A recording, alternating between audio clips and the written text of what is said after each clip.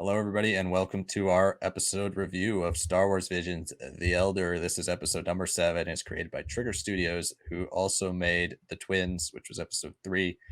This is a very, very different style episode than The Twins. Twins is very bombastic, crazy, straight into action, nonstop. This episode was a great change of pace. It's one of the best episodes of the whole show. I remember seeing the visuals and the trailers and thinking it looked cool, but I was kind of just thinking it was going to be an interesting look at a dark side elder versus some young Jedi, and seeing a little bit of idealistic differences between the two of them. But no, this is like a straight up thriller. This episode has a slow build. It has a nice rising action build to the climax, which is really, really strong. Some really cool lightsaber dueling action. I loved his katana red lightsabers. They're like, he has, it just looks amazing. The use of force lightning here looks great. Visually, this is one of my favorite episodes. It is more traditional anime style look, but the action scenes look great.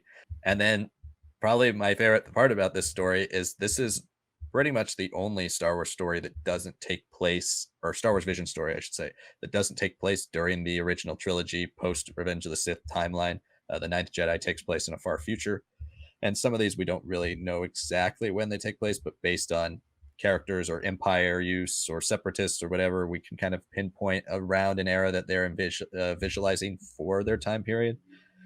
But this one is about a Jedi Master and a Jedi Apprentice hunting down a dark side user who says he's not Sith because he left the Sith because they used to do was fight amongst themselves, and now they're dead because they they couldn't really band together and form a real cohesive union.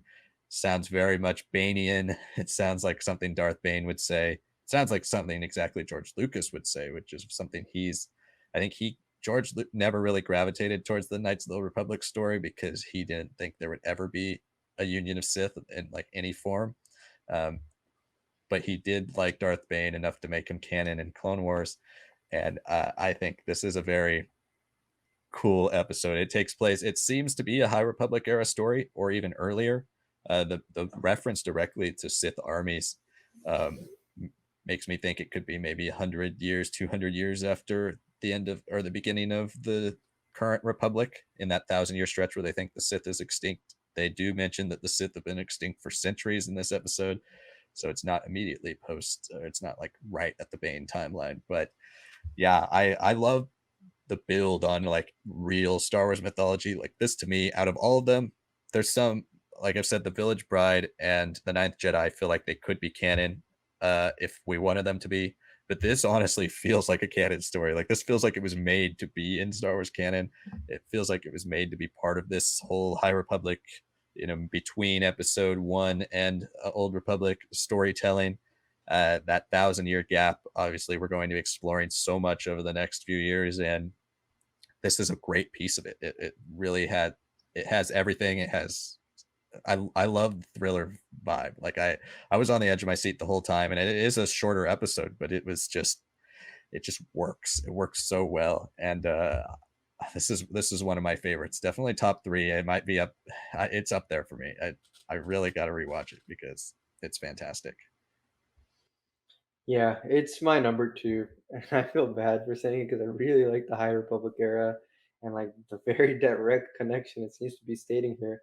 And it's doing a little bit more like busy work of like, here's what happened before this era, so you can pinpoint some things than even the High Republic is doing. So, yeah, I mean, the animation reminds me more of like things that I've noticed from like 2000s animes, like where there's a little bit more detail in some things, feels a little bit more hand drawn than it does digital at points. Um,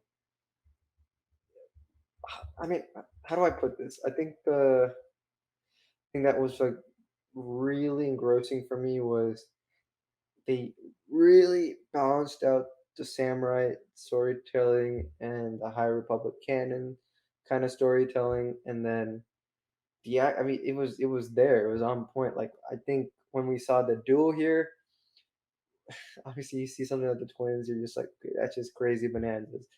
But even the Ninth Jedi, it kind of just feels like sword fighting in like any other TV show or movie. and it works. I mean, it's not like it doesn't feel like 100% Star Wars at points. There are things that like, make it very close or on or exactly like copied off of like the movies that I thought were great. But you know, there's always that lure for all of these studios, I think, to make something distinctively samurai or distinctively sword based that is Japanese related.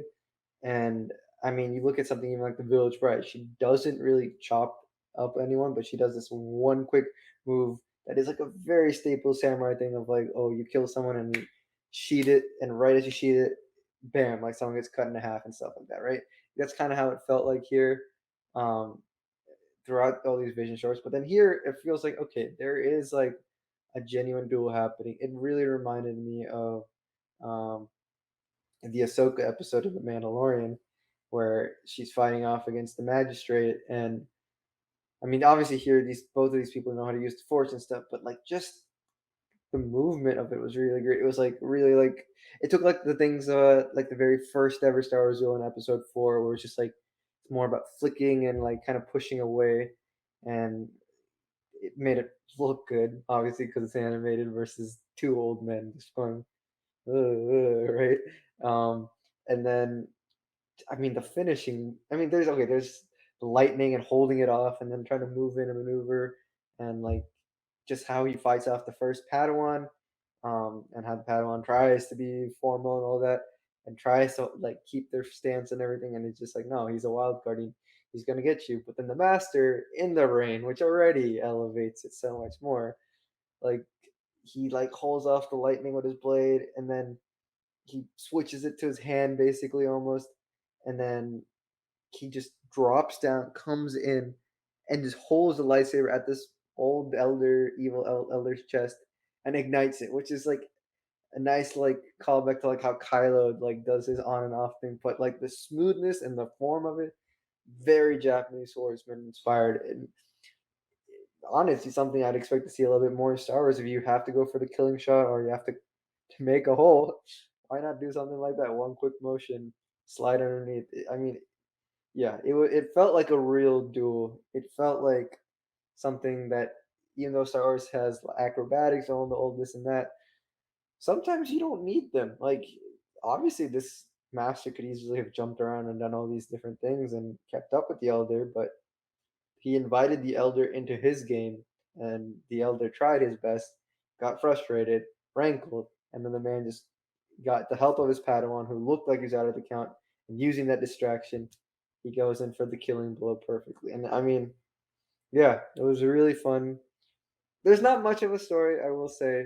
I think that's what really holds me back on making it like my favorite, because the Night Jedi at least feels like it has a story developing or future thread. This one it feels like a classic like legend story of like, oh, we've encountered a Sith that we haven't seen, but we don't even know if they're really a Sith. We can't really say anything. It's just a one and done sort of incident. And I that's what this kind of felt like. It didn't feel like there's build up towards something more. It doesn't even feel like this is something that'll be reported. It could just be a crazy old man who got lightsabers and that's all they're gonna say, just spouting nonsense, not believing it sort of thing. Instead of like, oh, he's like a Dark Bane follower or part of the Brotherhood of Darkness, and then, Bane came and did his things and he's gone, right? So the fact that they were really into that story and using that story and then kind of ended it like very like open ended, like okay, that's it, that's a one time thing. I think that's the only thing that kind of draws me back because of like how much they pull in one area and then how much they don't do in another area. But otherwise, yeah, really good. It was really good.